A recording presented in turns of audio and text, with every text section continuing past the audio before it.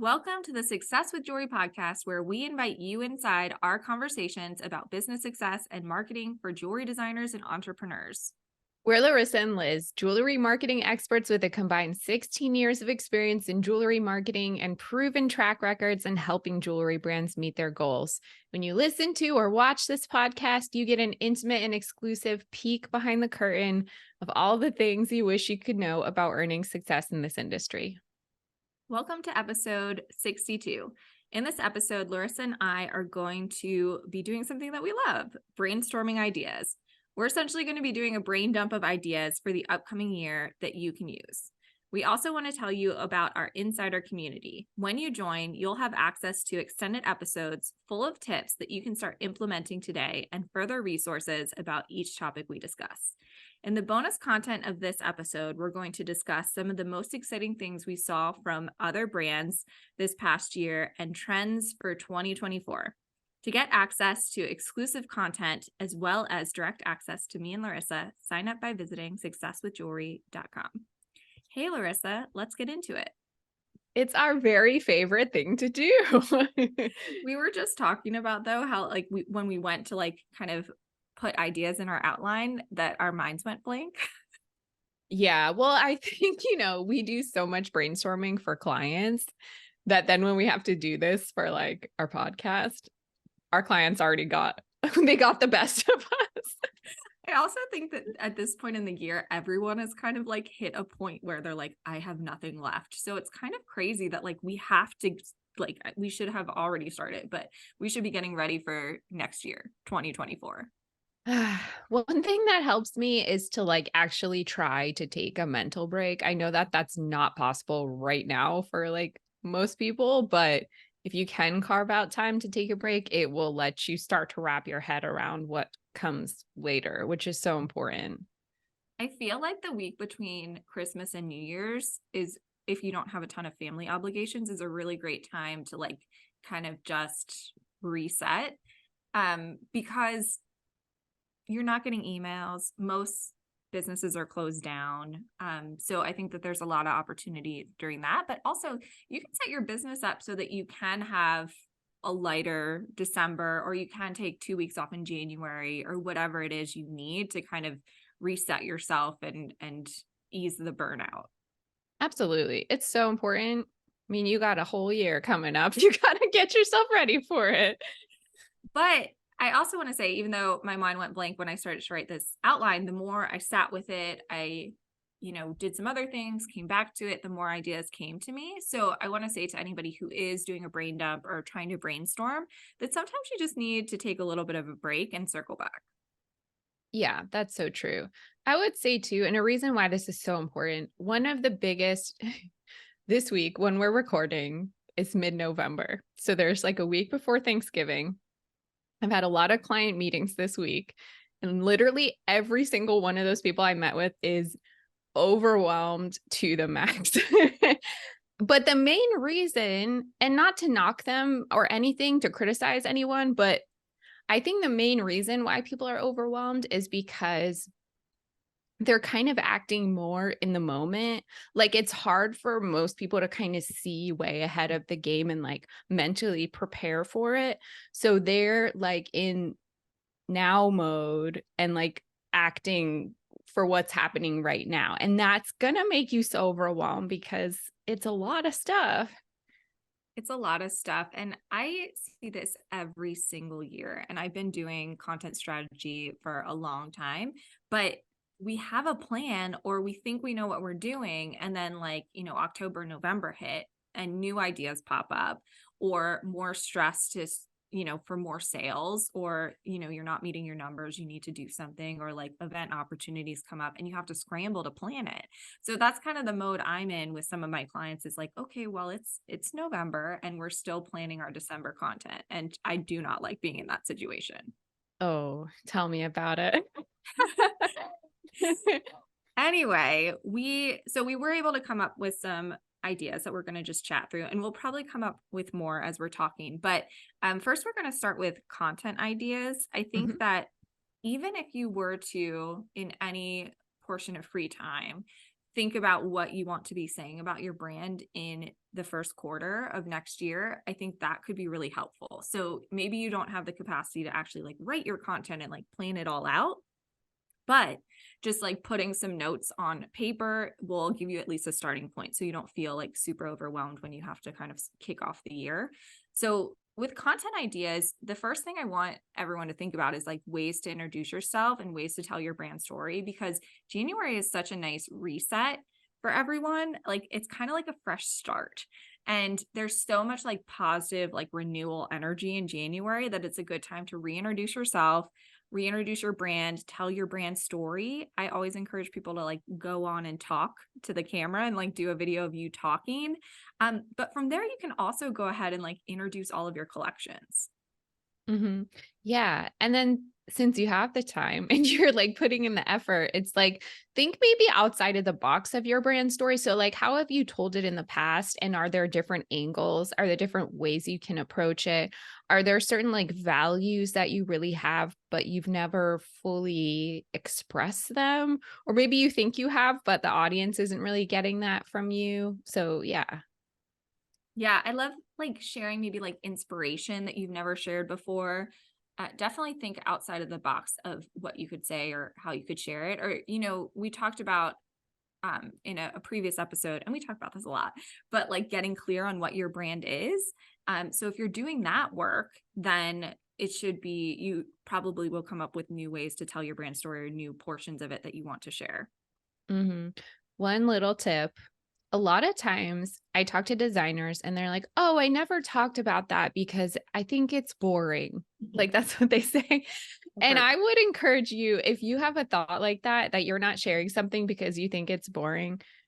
First of all, it's probably not. And you only think that because you're really close to it and it's something that you kind of do day in and day out. But other people don't know that. They don't understand that. They're not in that world. So maybe can we take this boring thing and like find a way to make it interesting for an outsider? That's so true. I think a lot of aspects of storytelling are also saying it again in a new way. So something else I hear other than, oh, well, it feels like my story is boring, is like, oh, well, I already shared that, or I Mhm. feel like I say that all of the time. And you need to be almost repetitive with what you're saying for it to really latch on. Oh, yeah. I also think everyone should think about kind of interesting ways to show your jewelry. A lot of times when I talk with a designer who's maybe just doing a consulting call with me, or wants me to take a look at their Instagram page or their website, sometimes it comes across personal. And so I think something everyone should prioritize going into next year is like show your jewelry. In video form, like maybe you really struggle with taking photos, like show a video of your jewelry in your hand and do a voiceover of you talking about it, or throw on some like great music. But I think that's a great way to kind of showcase your product and also like bridge this like online and offline world, because once somebody's seen a piece of jewelry in video form, it feels like they've kind of seen it in person. That's a great point. I also talked to a designer recently who feels bored of their own Instagram posting, but because it's been like working, I guess, they just go through the motions and that's all they really have the energy to like put out. Kind of the mentality, if it's broke, don't fix it. But I promise you, like, if you think something is boring, that energy is going to come across. It's going to feel like you're phoning it in. So find a way to like reinvigorate your own like enthusiasm about what you're putting out there. Yeah, and maybe you want to use the same like visual like imagery. Like maybe there's a way to like tweak the captions, like the voice that you're using, so it's more fun or more aligned or more interesting. I think that could be good. Or there's so many fun things you can do with Instagram now. I know everybody's burnt out on it, but and people are like, what's going on? Like, I'm not getting any engagement. This isn't intended to be an Instagram chat, but I just want to say quickly here is like the consistency of it is going to pay off whether you're getting the likes or not, because a lot of people are passively viewing content. So, you can really tell what's working with videos, I think. But a lot of people aren't liking. So just because you don't want to look at post by post because you'll drive yourself crazy. Like decide what you want to be sharing, the story you want to be telling, how you want your brand to be showcased, and just keep going with it. Hmm. Yeah, great tip. Also, this is something that Laryssa does, which I think is so smart, is looking at the national day calendar and paying attention to seasonal themes and trends, so you can have fun with content. And you could do this now and like kind of plot out some stuff that stands out to you, so you have content ideas for the next, year even. I worked in-house for a jewelry brand once, and I kind of suggested doing these more kind of seasonal things and incorporating it into the calendar, and they shut me down so hard. They thought it was like too cheesy and like formulaic. Okay, fine. Maybe there's a brand where this just doesn't work for them, but I've also seen brands who like take the time to intentionally put a fun brand related spin, and I love it because it makes me feel like I'm in on something. Like it brings a sense of like community and relevancy to it. Definitely. And then you're talking about something that is already on the minds of other people. So it's always good to kind of think about like when you're like going to your local coffee shop, what are people talking about? And Mhm. that could be a good thing to like consider for content. Everybody's talking about Taylor Swift and Travis Kelsey. Like maybe you do something along those lines. Maybe that feels off brand, but being in line with kind of what's going on in the world is really helpful for people to connect with your content. Yeah, it makes people smile. It makes people be like, ha ha ha, or whatever. Okay, but like they're Or I having can relate to that. yeah, Yeah. I can relate to that. They're having an actual emotional response to what you're doing, and that is the goal. I just thought of another idea thinking about January is that and another way to showcase your jewelry. I think it's really important and not enough brands are doing this is like how to style your jewelry, how to wear your jewelry. And that doesn't mean you need to do a professional photo shoot, but like just a selfie on you or like even just laying jewelry out on a tray and taking a picture like these are pieces I'd love to wear together. This is how I would style this. This is my favorite way to stack these. I think that's really important to be sharing. And thinking about January, it's like that's such a great time to encourage people to self purchase and to refresh their jewelry wardrobe. That's a great idea. I know a lot of people, I think we talked about this before. They can't imagine something on themselves. They really need like a visual reference. And a lot of times, like sometimes I still get this question of like, can I wear silver with gold? Like, can I mix my metals? And it's really like, yes, of course, you can wear whatever you want to wear, but sometimes you need to give your clients permission or show them what to do because they're not sitting around playing with jewelry all the time, like some of us Mhm. have the luxury of doing. I think also just in general, when you're plotting stuff out, when you're brainstorming, like give appropriate runway. And we've talked about this on the podcast before, but like a lot of my clients right now are in very last minute mode because it's hard to like think ahead. It's hard to imagine 2, 3, 4 weeks out. But when you are doing this planning process, the more you can do that, the more success you're going to see because there's going to be a buildup. There's going to be a lead up. There will be like intention behind what you're saying. Yes, and then you can really like appropriately plan because sending one email about an event or a promotion or an announcement, like that is not going to get through to everyone at this point. There's just too much other noise out there. People are too distracted by too many other things. So having the appropriate runway and making sure you're consistent and planning ahead is going to be what leads to success.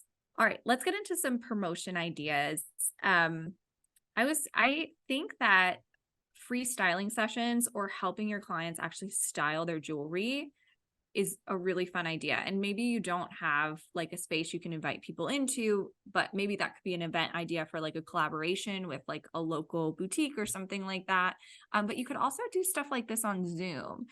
And you could even offer to like look at a client's jewelry collection and make suggestions for like holes. Like, oh, you don't have a pair of like great gold hoop earrings. Like, here's a pair from my collection that I think would be great for you. That's a really good idea. I know. Again, people have trouble like imagining a wardrobe. That's why people hire like stylists or there's like Stitch Fix or whatever those services are. Um Limited edition collections I think can be really successful because there's that sense of urgency. There's that sense, oh, this can only be purchased at a specific time. And this is good even if you're like testing out a new product or you want to try something new, do it in a limited edition run. Yeah, like doing something I think it would be fun. Like charms are still hot. Like what if you did charms for your best-selling hoop or charms that work with like your favorite chain or something like that, and it's like a limited edition collection.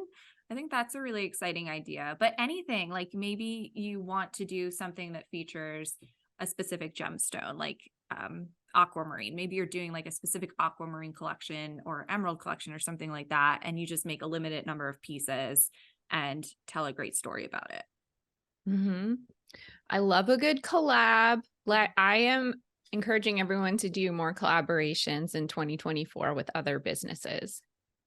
There's so many good things about collaboration. It expands your reach. If you're looking to expand your reach, a collaboration will do that. And maybe it won't be like huge scale, but it will definitely expand your reach. We're going to talk about this more in the extended episode, but I just saw that Pokemon is doing a collab with Tiffany and Co.